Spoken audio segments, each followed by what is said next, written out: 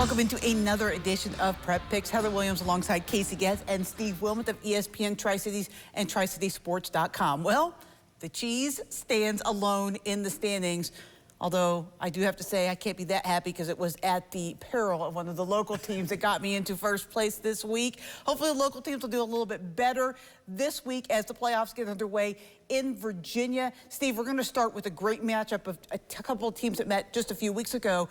Lebanon at Virginia High. Yeah, Lebanon comes into the playoffs having lost 3 straight. Meanwhile, Virginia High, a 5-game winning streak, including that win just 3 weeks over the Pioneers.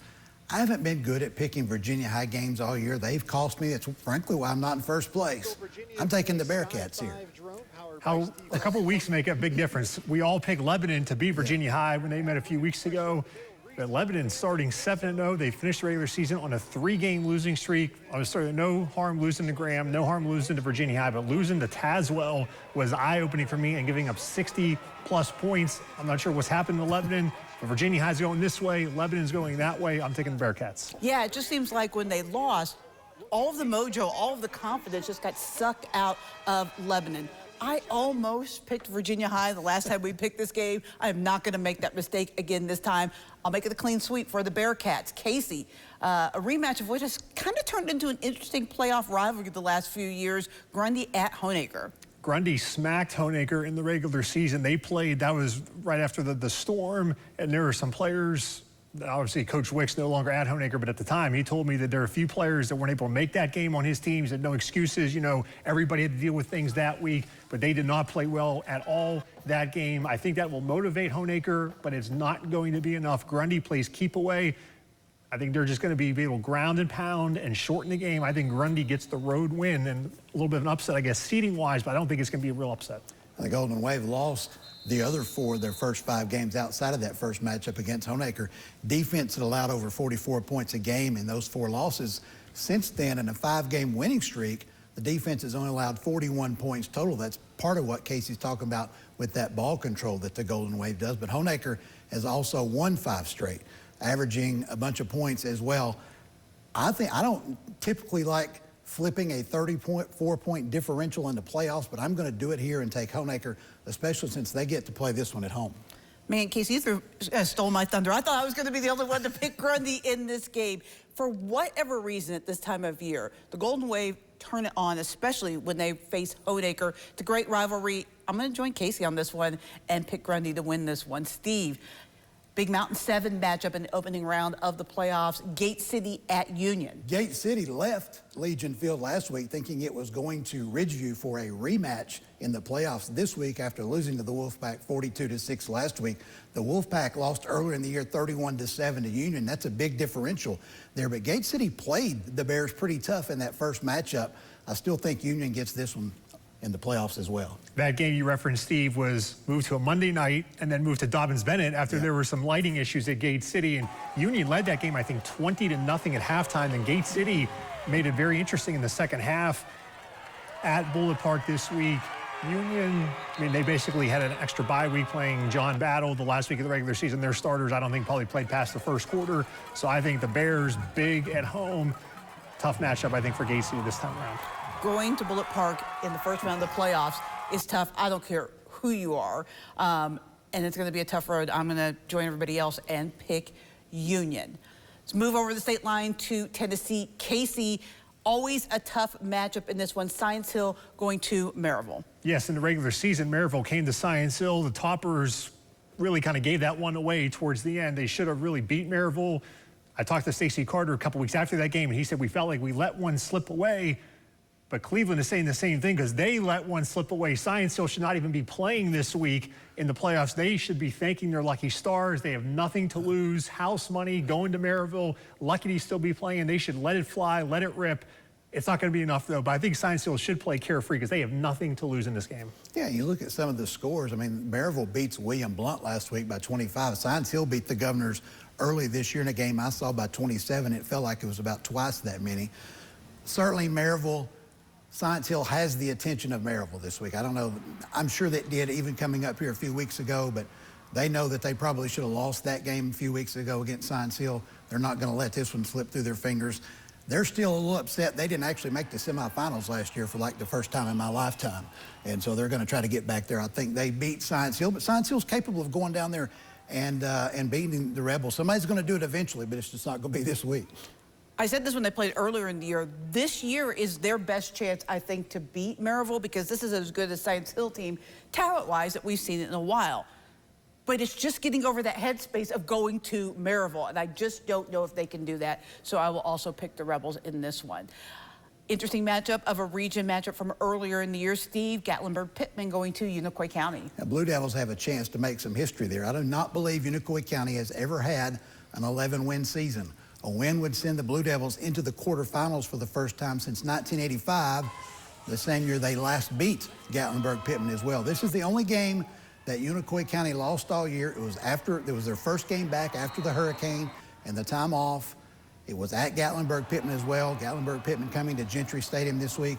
I like another flip here. I'm going with the Blue Devils.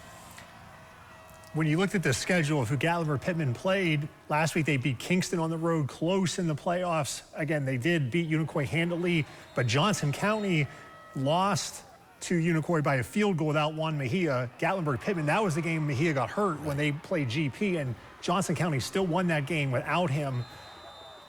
I'm not going to pick against Unicoi. I think it's maybe storybook at home.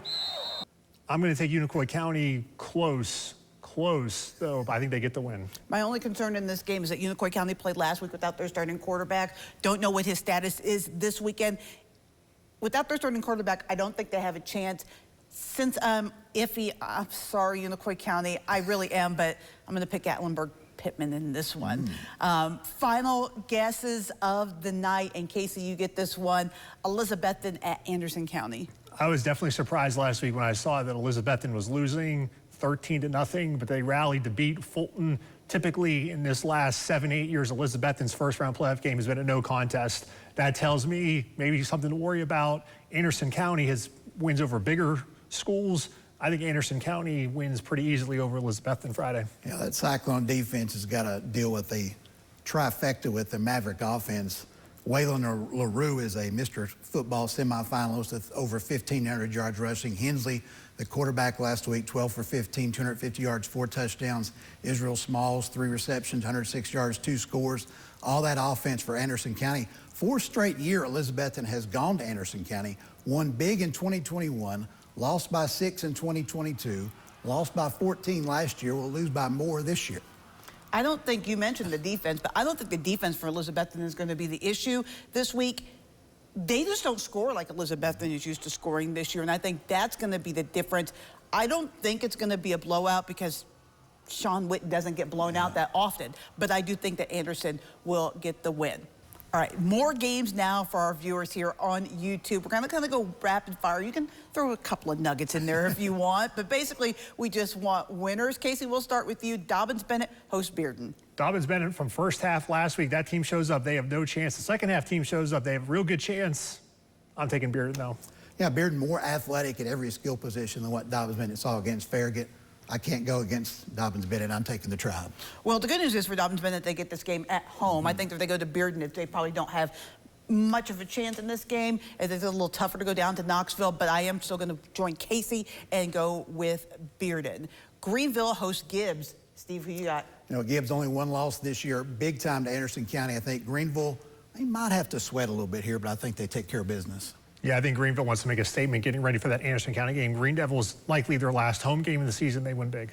Yeah, I will make it a clean sweep and also pick Greeneville. Burley Stadium, much like Bullitt Park, tough place to play this time of year. Speaking of Virginia schools, Abingdon hosts Carroll County. Casey, the Falcons are the #1 seed in Class 3. They are. They only lost all season to Tennessee High. Abingdon wins. I mean, in 3A, I'm not going to say real big, but I think Abingdon wins comfortably over Carroll County. I think Carroll County lost like, what, 4 or 5 straight coming into this game. Somehow the #8 seed still in the playoffs. I think it's going to be closer than most think, but I still think Abingdon wins. Abingdon Falcons fly high. Clean sweep from me. Thomas Walker at Eastside. Steve, what you got? Eastside won big the first time. Likewise, round 2. Eastside comfortable. Yeah, I like Eastside as well. They were my sleeper pick all year long. I'm not getting off the train at this point. Patrick Henry, all of a sudden a revitalized Patrick Henry at Holston. Casey. This is the 2-7 matchup. maybe my upset special, I'm going to take Patrick Henry. I'll stick with the favorite and go with the Cavs. 8 in a row now for Holston. I'll tell you, Rhett, Patrick Henry, now that they're healthy, are playing as well as anyone right now. Holston team is tough. When they beat Johnson County a couple weeks ago, that opened up my eyes. So I'll take Holston as well.